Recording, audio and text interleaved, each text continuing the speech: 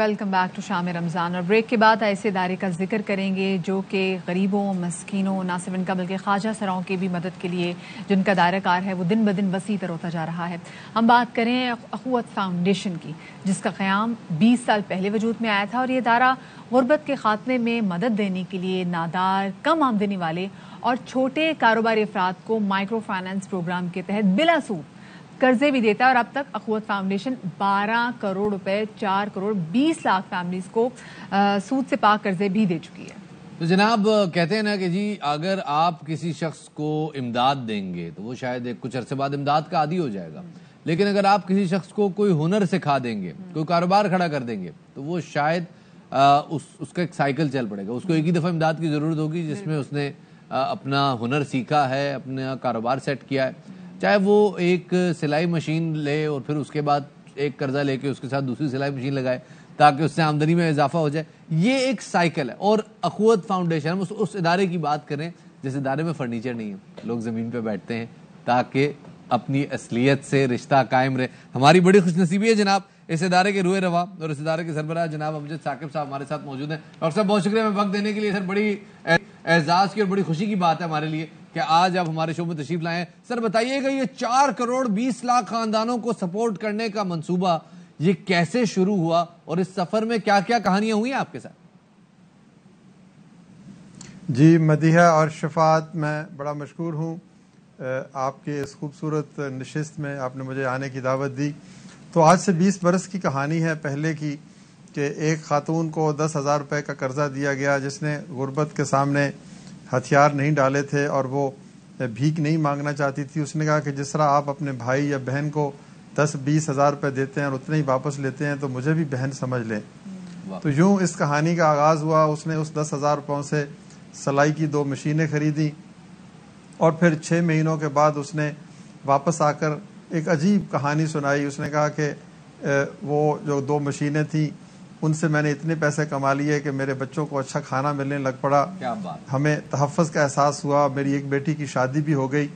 اور پھر اس نے اپنی دوپٹے سے 10,000 روپے نکالے اور واپس کرتے ہوئے کہا کہ یہ لیں پیسے اپنے, میں بس عزت سے زندگی گزارنا چاہتی تھی, مجھے اس کا راستہ نظر آ گیا.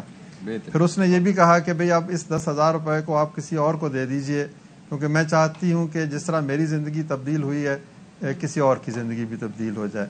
تو وہ لمحہ جو تھا وہ ایک لمحہ ہمیں بہت سے راز سکھا گیا.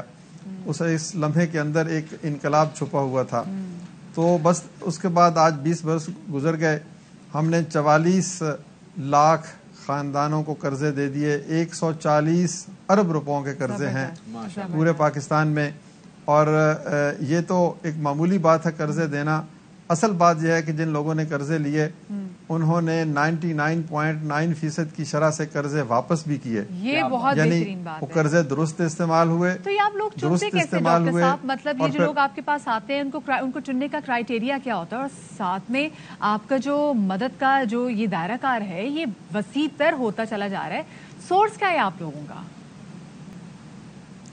دیکھیں وسیع تر اس لیے ہوتا جا رہا ہے کہ اللہ تعالیٰ نے فرمایا کہ میں صدقے کو بڑھاتا ہوں اور میں سود کو کم کرتا ہوں. تو جس بات کی نوید اللہ تعالیٰ نے دی ہو تو اس میں کیسے کمی آ سکتی ہے؟ تو ایک شہر سے شروع ہوا, 350 شہروں تک پہنچ گیا.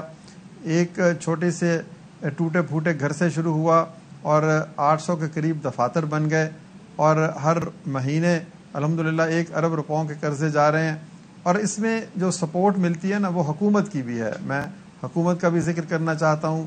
صوبائی حکومتیں ہیں, وفاقی حکومت ہے اور احساس پروگرام کا توسط سے بھی.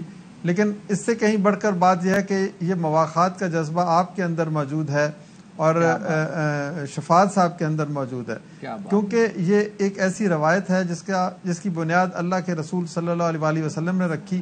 اور یہ فلسفہ کہتا کیا ہے؟ دیکھیں اس پہ غور کرنا ہے. یہ کہتا ہے کہ اگر ایک شخص جو باثروت ہے اور وسائل کا حامل ہے وہ کسی ایسے شخص کے ساتھ دوستی کر لے جو وسائل کا مالک نہیں ہے, یعنی یہ بھائی چارہ ہے ہیوز اور ہیو ناٹس کے درمیان. تو پاکستان میں اگر 50% ہیوز ہیں تو 50% ہیو ناٹس ہیں. بالکل. تو آپ مجھے خود بتائیے کہ اگر یہ ہیوز اور ہیو ناٹس ایک دوسرے کے ساتھ جڑ جائیں, روایت کی جو درخشاں روایت ہے نا سر مواخات کی, اس کا ایک اگلا قدم اٹھائیں تو کیا غربت پاکستان میں باقی رہے گی؟ کوئی ایسا مشکل کام نہیں ہے.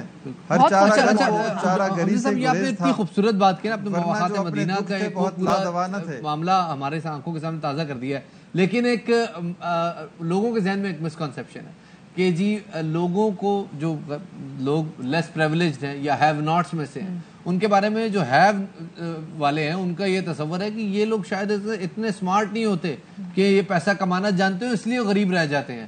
اور وہ لوگوں کو یہ بڑی اکساتے ہیں, اپنے بچوں کو بھی تربیت میں یہ کہتے ہیں کہ فلاں فلاں فلاں کرو ورنہ غریب رہ جاؤ گے. تو ذرا اس حوالے سے بتائیے گا کہ جو لوگ آپ کے پاس آتے ہیں وہ سکسیس سٹوریز کتنی بنتی ہیں, کتنے سٹوریز سکسیس سٹوریز میں کنورٹ ہوتی ہیں؟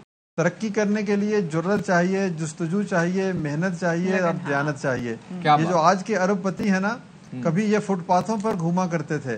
آپ ایک نظر دیکھ لیں پاکستان کے جتنے بھی کروڑ پتی ہیں یہ کہاں سے شروع ہوئے. تو یہ دولت گردش کرتی ہے, یہ قدرت کا قانون ہے. ضروری نہیں ہے کہ ایک امیر آدمی ہی امیر رہے گا, ورنہ تو پھر یہ دنیا اس طرح سے بنتی ہی نہ, تعمیر ہی نہ ہوتی. تو ہم نے جن لوگوں کو قرض دیا ہے انہوں نے واپس کر کے دو چیزیں ثابت کی ہیں. پہلی چیز تو یہ ہے کہ وہ بھیک کے بغیر بھی اپنی زندگی تعمیر کر سکتے ہیں. دوسری چیز یہ ہے کہ انہوں نے یہ ثابت کیا کہ وہ دیانتدار ہیں, امین ہیں اور صادق ہیں. یہ جو عام تاثر ہے کہ پاکستان میں بددیانتی. اچھا, اس کے علاوہ ڈاکٹر صاحب یہ بھی بتا دیجیے کہ جاتے جاتے کہ ہمارا وہ سوسائٹی کا حصہ جس کو سب لوگ دھتکار دیتے ہیں, آپ ان کو بھی سپورٹ کریں. میں خواجہ سراؤں کی بات کریں, ان کو آپ کس طریقے سے امپاور کر رہے ہیں؟ جی دیکھیں, سب سے زیادہ مستحق تو میں سمجھتا ہوں خواجہ سرائی ہیں. نہ ان کی آواز ہے, نہ تعلیم ہے, نہ جائیداد ہے, نہ ماں باپ کی محبت ہے, نہ ریاست کی طرف سے, نہ شناختی کارڈ ہے, پہچان بھی نہیں ہے.